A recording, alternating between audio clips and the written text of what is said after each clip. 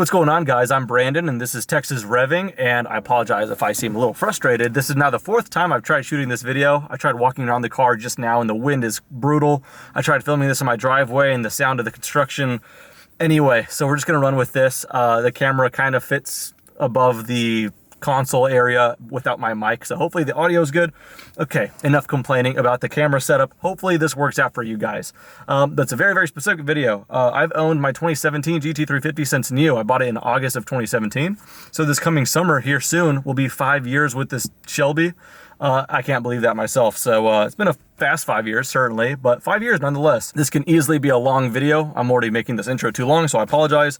The thing is, though, there is a lot of information. I got like 2.5 pages worth of info, and it could easily be a long video, but if I go too fast, you guys say I sound like a cattle auctioneer. So we're gonna try to find a happy medium. There's gonna be a lot to go over, and that's just how it is. That being said, I think there's 3 types of people watching this video. Tell me if I'm right. I think there are the people that it's mostly meant for, the people that are in the market. I think there's gonna be some vicarious livers and viewers, those that really like a GT350, they wanna get one later in the future, and you guys are just watching for fun.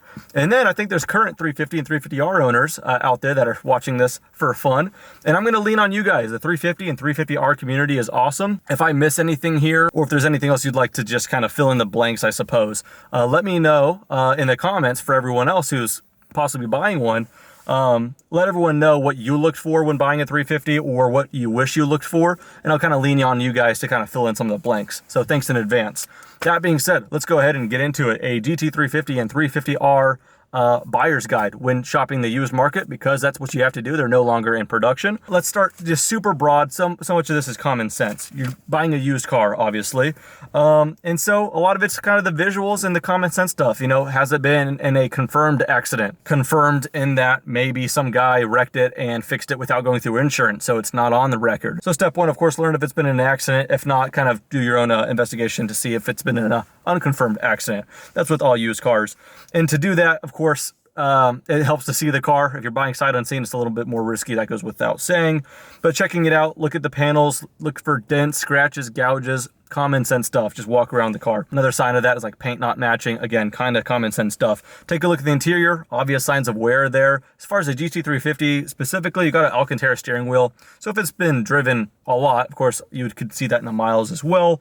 You can see that Alcantara on the grab points kind of start to wear down some as well. Just a couple little interior things to look for. See if the upholstery is all looking straight and all that. I want to touch on the subject of mileage real quickly. Yes, common sense is the more miles, the less the car goes for. I will say though, this can apply to all cars, but sports cars specifically, a lot of it just depends on the owner. I guarantee you there for sure in this market right now, there is a GT350 with 20,000 miles I would prefer to buy than one with 10,000 miles if the price was the same. It just depends on the owner, how it was cared for visually. Maybe it had paint protection film on the 20,000 miles and maybe the 10,000 mile one was a track rat and the owner was terrible to the car. So yes, in general, common sense, lower miles, you just assume better. But I'm just saying that's where a visual look is good to do. Check underneath the car, the front splitter, especially on the R's. They're not too low, but they stick out certainly further. So see how much it's scraped up underneath. That was a common sense page. Okay, I know a lot of that was very surface level, but this is just, once you see the car, that's the kind of checklist you go through. Let's get specific though, GT350. So like I said, no longer in production. They stopped in 2020 and it started back in 2015. A lot of people didn't know that. Yeah, 2015 was actually the first year of the S550 and there was a GT350 to show for it as well. Thing is though, production numbers were incredibly low. There's 100 GT350s and 37 GT350Rs. So that's what started the initial craze of this car and the high demand, is because they initially only made 137 total. And so people were paying hundreds of thousands over sticker. Then come 2016, Ford says, oh, you like this thing? We'll keep making it for, I don't know, let's find out. And as we know, it went to 2020. So that's the thing to know about the 2015 production year. 100 of the 350s, 37 of the Rs. For 2016, nothing's changed, just the matter of production numbers went up. They made a matter of hundreds of Rs and thousands of the regular 350s. Now, 2017, some changes did arise, and that was the track pack was standard. You may not know that track pack was a thing. That's because it's been standard all this time for the most part.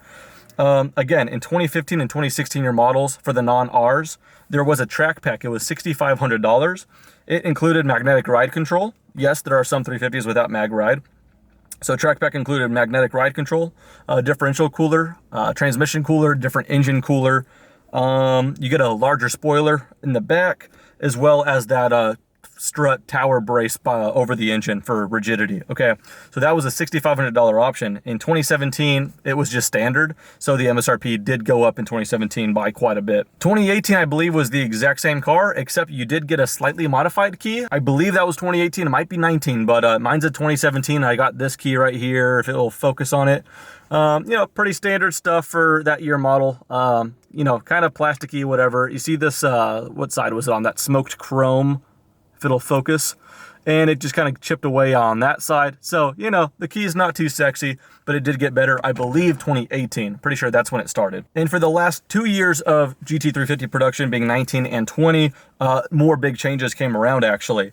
So we're going to touch on this on the next page, not to scare you guys, but on probable issues to be aware of. That 5.2 liter Voodoo engine, flat plane crank, all that glory. Well, under hard driving with oil starvation, you could imagine it won't go well. And this is more susceptible, I guess, than the average car. It's a very violent engine to itself, if not cared for properly. When I say that, I mean when you don't check the oil levels regularly and change the oil very regularly. Where I'm going with this, though, is in 2019 and 2020, they did change some stuff to hopefully prevent some of these failures from happening. They used the 5.2 block actually from the GT500, which is just a bit stronger, is what I take away from it. Longer head bolts, additional cylinder bore material surrounding the water jacket, stronger valve seat material to withstand heat. As I'm reading this, you could tell I don't really know what half of this stuff means, okay? There's a lot more to it, and I just got tired of writing, and then I just figured, you know what, you guys could just read about it if you want. So there's a little bit more to that just in what's changed with the engine, so much so to where people kind of started dubbing it the Voodoo Gen 2. So it's referred to as 2019 and 2020 cars have the Voodoo Gen 2. Same exact power, same exact torque, and most importantly, exact same soundtrack. Okay, I've driven a 2019, and it feels the exact same. It's just a couple of things were done, hopefully to help remedy some of the issues, like I had said. As far as the base car for those years, non-R, you got slightly different wheels, different wing, Cup 2 tires. Michelin Cup 2s were standard. It's talking about the base car and adding in the GT350R as well. If you got the Tech Pack, you now have a Bang & Olufsen sound system. When you open the door, you get an LED Cobra looking down on the ground, like the new GT500 with Tech Pack has. Pretty cool. There was more to it if you guys want to read about it. I kind of touched on the highlights there, but they can refer to it as the Voodoo Gen 2, a couple other changes here and there. So you're probably thinking to yourself at this point, well, I'm going to go ahead and seek the 19 and 20 just because of all those changes. And I don't blame you for that thought, but the thing is, the rest of the market's thinking that way too. So for an example, if you got a 2018 and a 2019 GT350 with the exact same mileage, let's just say black, white stripes, 5,000 miles, exact same mileage, exact same configuration, everything's the same, just one's an 18, one's a 19 with all those little bits of changes, the 19s and 20s tend to go for, I'm going to just pull a number out of the air here, I'm saying between low end $6,000, maybe even $10,000 more than that 2018 GT350, just for the peace of mind people will pay to have those different parts. That's what I'm saying. Along with that, what else would dictate the price? Well, one thing I know Ford does, and even Corvette, they enroll these fun colors only for like a very limited time. You had Avalanche Gray on the early models. My car's a Lightning Blue, and my favorite shade of blue, and it was only in 17 and 18s. And then if you look at the 2019s and 2020s, Ford Performance Blue came in. And then the 2020 only ones, you had Grabber Lime, what was it, Twister Orange. I'm gonna forget some of the colors, but there's a lot of like 1 year only and 2 year only colors on the cars. So that could add some value as well. Other than that, as far as other options, you can get Recaro seats like this here. If you didn't option for the Recaros, you got these comfort seats that had heated and cooling and electronically adjusted as well. And that was standard. It was actually a upgrade to get the Recaros with none of that. And I love the Recaros. It's a GT350. It's a comfortable car. You could daily drive if you wanted to, because I did for my first year with it. But nonetheless, it is a very motorsport inspired car, and I think these seats just suit it perfectly. So Recaros were an upgrade, and as well as the Tech Pack. And again, on 2015s and 16s, the Track Pack was an option. So those are things that could affect value. All right, next page. I think we're moving through it pretty quickly, hopefully. Still with me? Okay, let's talk about probable issues. And of course, this is easy to get scared here, but don't be a bitch. This Voodoo engine is known to have oil consumption issues. Not all of them, but enough of them. So we combine a possible oil consumption issue with spirited driving. on top of the fact that maybe the engine is being starved because you're not changing the oil routinely enough and it's going through quite a bit of oil. I heard it could go through a whole quart of oil in just 500 miles of spirited driving. That's a lot, but it's just something to be on top of. Just pull out that dipstick from time to time, guys. That sounded really dirty, but anyway, just check your oil and just get your oil changed. Some people say once a year or every 10,000 miles. Man, I'm not here to tell you what to do with your own money in your car, but that's just not enough. You want to change it more frequently than that, especially if you're driving spiritedly. It's a performance car. It's a violent engine to itself. It's a flat plane crank. She deserves better. Okay, that's where I'm getting at. So again, back to the point of the video. When you're looking for a GT350 though, some of the things you can ask with this in mind is the service records. You got to have those service records, man. If it's some guy saying, oh, I did it myself, he could very well know what he's doing, and that's on you to make that judgment call. But for the most part, if you can actually have service records, who, when, and where. So of course that when being how frequent was it, the mileage. I like to do it at least twice a year at the very least, or if I'm driving more than that, I'll have the oil changed every 3,000 miles. That sounds crazy to some people. I would say do it even more frequently than that if you're doing track days. Just care for the engine, guys. Another known issue with the GT350, I will say it seems to have gotten better as the years gone on. The early ones were really bad. Panel gap issues, okay?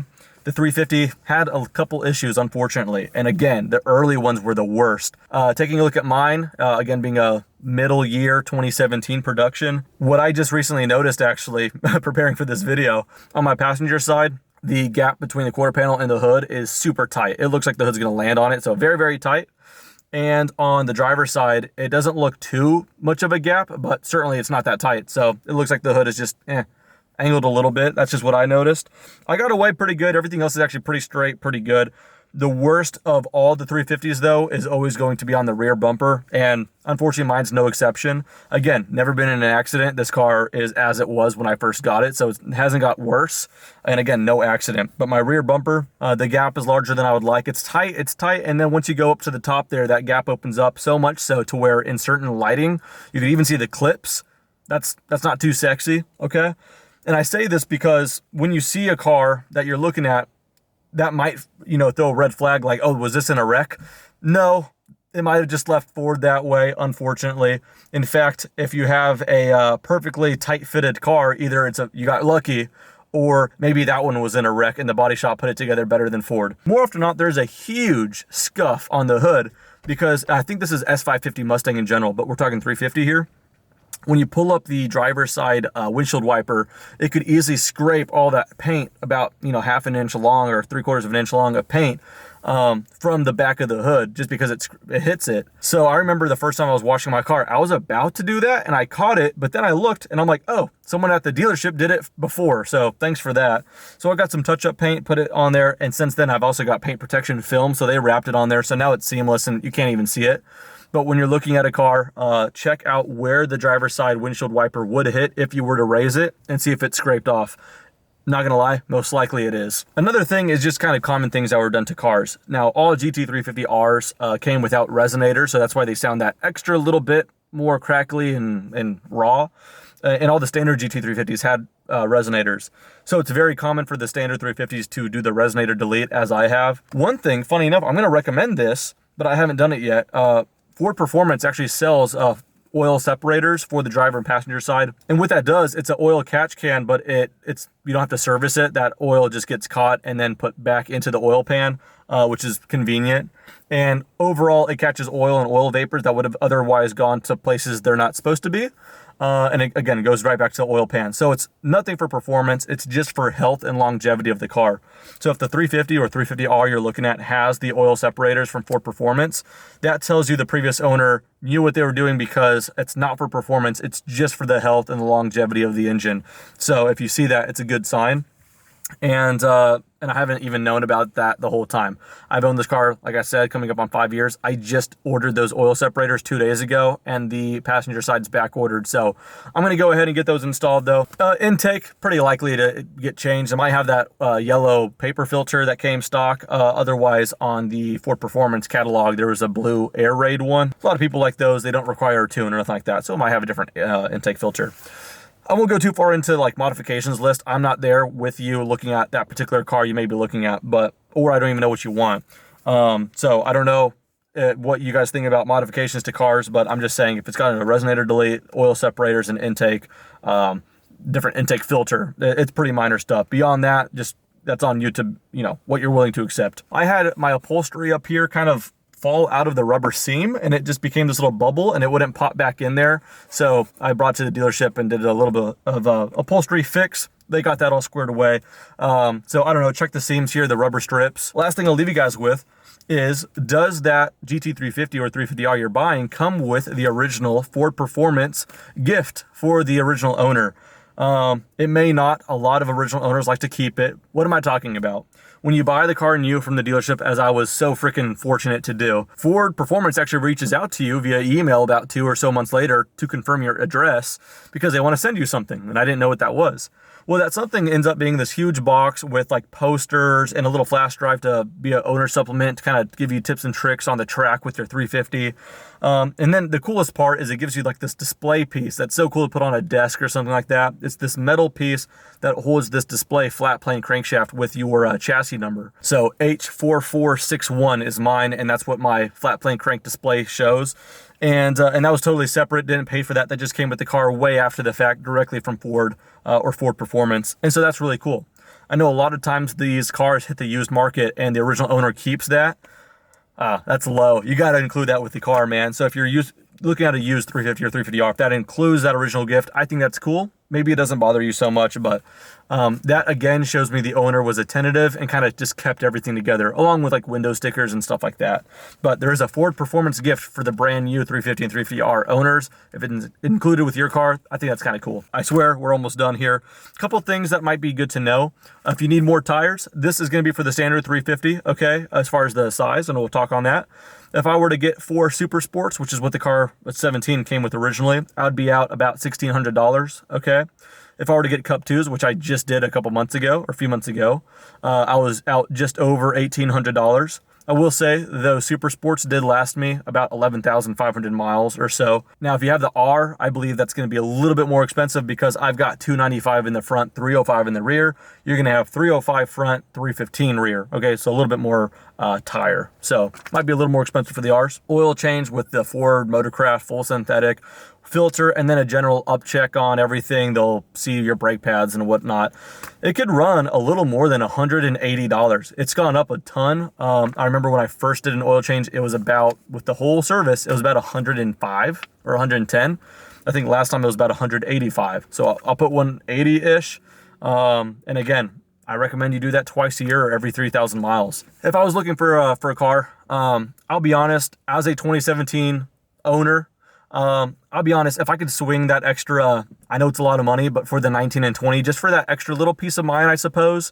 I don't know. The overall tech pack and the Cobra LED stuff is cool too. Also, I believe it was 2019, carbon fiber dashes became an option. I put one on mine, but it was after the fact. So if I was looking for one, yes, I'd be a little bit more partial to looking for a 19 or a 20 because of that. That doesn't mean that the 18s and prior are no good. Obviously, I'm in a 2017. I freaking love this thing and I'm never going to sell it. So, you know, but it doesn't matter. Whatever year I bought, what I would do, once it checked everything off, condition was fine. Another thing, the wheel scuffs. Make sure the wheels aren't scuffed. That's common sense, especially on the R's, carbon fiber wheels. Thought I would mention that. But once I secured a 350, no matter what year it was, first thing I would do is buy the oil separators. Funny I say that now because I haven't done it yet. I would do a resonator delete. If I didn't buy an R, if I got a standard 350, do a resonator delete. It does sound really good. The valves can still close if you want it. It's cool. I would get it paint corrected. I put some paint protection film where it counts, ceramic coating. In fact, this car was done up through Bespoke here in Austin, Texas, and they killed it. So I figured I'd plug them real quickly. And then once it's cared for and it looks pretty, I would just drive the hell out of it. Drive the hell out of it. It's what it's for. Just make sure you care for it really well as well. Okay, cosmetically, of course, but just routine oil changes, guys. Check your oil levels frequently. Check your oil pressure as you're driving in one of those center gauges. Just be on top of it and treat the car well, and it'll do the same to you, okay? So I believe that's it. I know that's a long video, and I didn't mean for it to be, but gosh, there's just so much information. Again, counting on you 350 and 350R owners. Sound off in the comment section. What have you liked about your car, man? That doesn't get old. But when you're buying your car new or used, what were you looking for? What do you wish you looked for? All that good stuff. I'm out of breath. That's about it, guys. That being said, This is my 2017 350, and I do love it. I love the lightning blue. I love the fact that I bought it new when I was 19 years old with, I kid you not, every last dollar I had. And I'm glad I did, looking back, because it's a special car and you can't buy a new one anymore. And so I'm glad I got this one. I will say though, and it's just another issue of money and space, there's a ton of cars I want to buy right now, and a couple on order as well, as I mentioned in the last video. But I'll look in the long term here, good and bad. If this car just skyrockets in value, that's good, I suppose, even though I was never going to sell it. But if it doesn't, what I would love to do is buy a 2019 or 2020 GT350R alongside this car, because I couldn't sell the lightning blue, the OG 350 of mine. But I'll tell you what, when I see a 350R on the road, or a neighbor of mine actually just got a 2019, super envious. So I do want an R alongside this thing, but that's the money I don't have. So we'll address that at some other time. Guys, I hope this video was helpful to you guys. I'm gonna go ahead and start it up real quickly. Sounds like a really good song on low volume. Put that to 10.